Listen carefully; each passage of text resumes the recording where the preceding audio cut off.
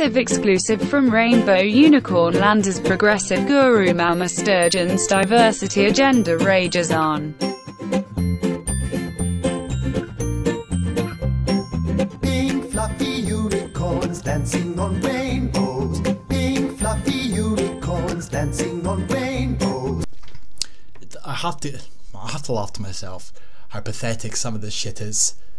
When you look at, for example, Scottish Government calls on schools and employers to cooperate to address construction gender imbalance because there's not enough women on building sites, so that needs to change because it's somehow a gender imbalance. Now, if women weren't getting jobs anywhere, then I could understand your gripe, but they're all employed for the most part, so what really is the issue here? Why do you want to see an equal amount of representation in every aspect of society when it suits you, obviously, because all the shitty low paid jobs that men dominate, they can stay on men, but all the high end jobs are the ones that can lead to career prospects such as being able to own your own business and whatnot. Get women in there as much as possible. So employers and education providers have been urged to join forces to showcase the job opportunities available in construction and attract a wider range of employees, including young women into the sector. Or who else would it be? Non-binaries? I mean, there's only the only other.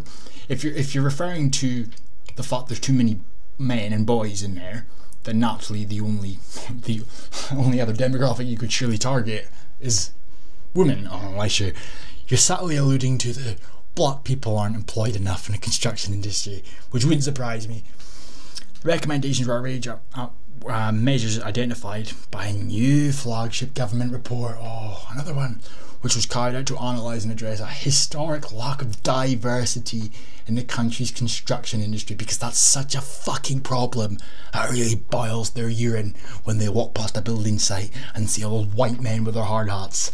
That's really irritating for them.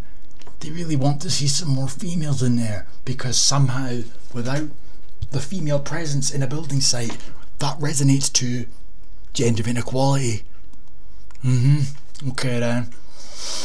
And of course, the 6-month project commenced with an online survey that found 83% of staff employed building suppliers were male, 70% were female. In line with national gender balance, most of the companies, 47%, also did not employ staff from an ethnic background. Oh, just get fucked. Just get fucked.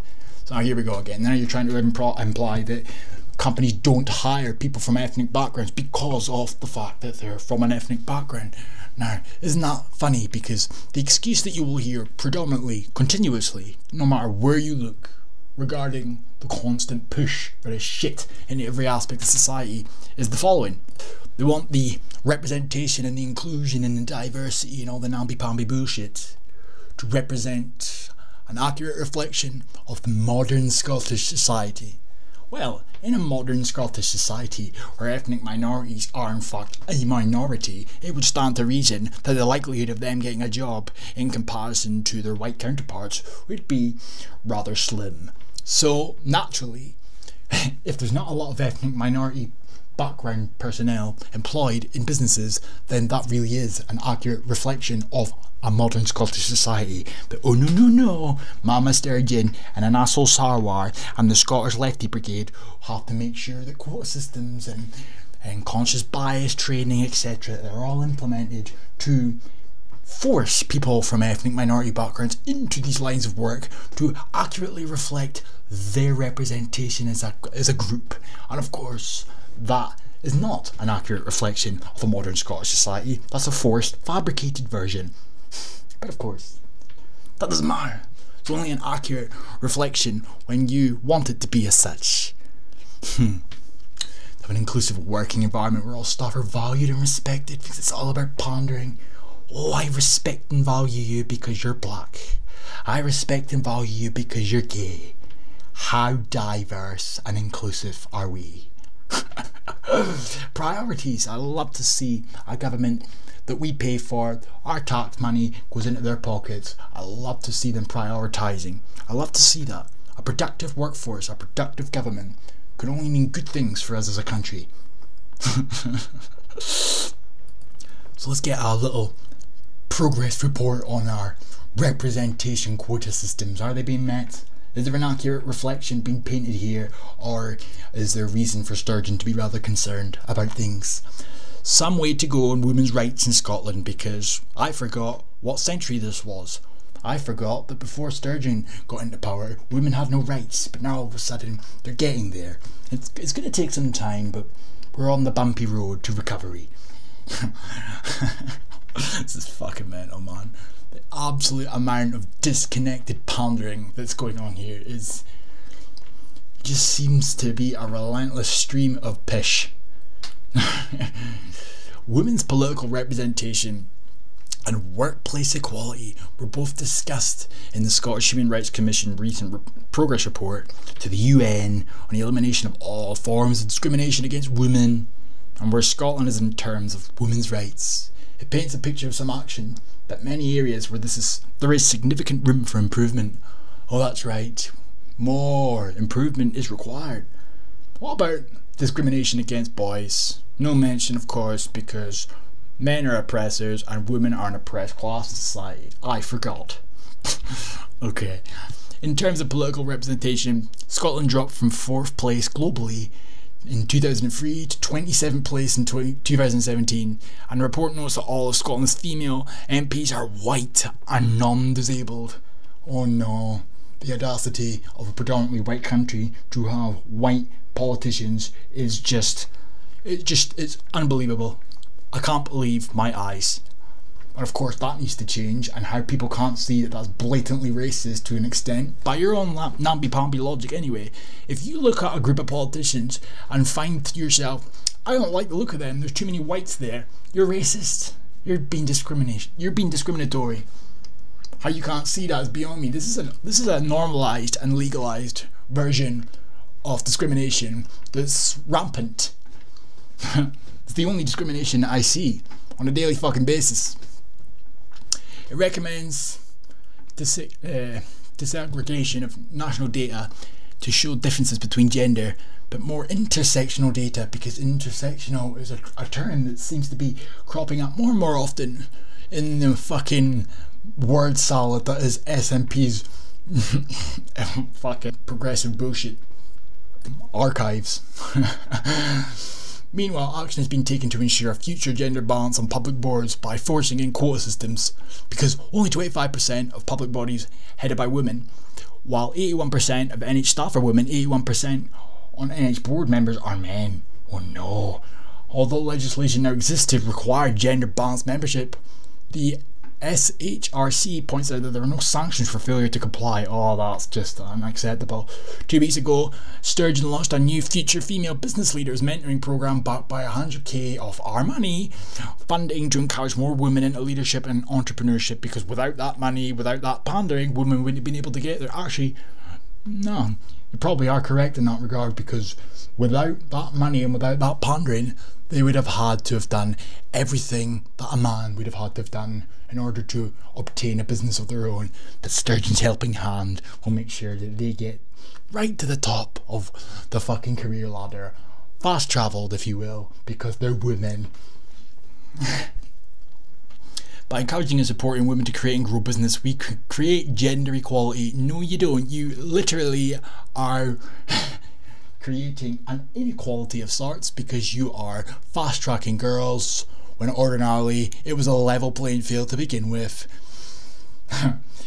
Segregation, this can be seen in recently resolved equal pay dispute in Glasgow Council, but it also perpetuated in the future. For example, the modern apprenticeship programme, where 98% of childcare apprenticeships are female, while 98% of construction apprenticeships are male, and that really does boil down to the fact that boys and girls are different.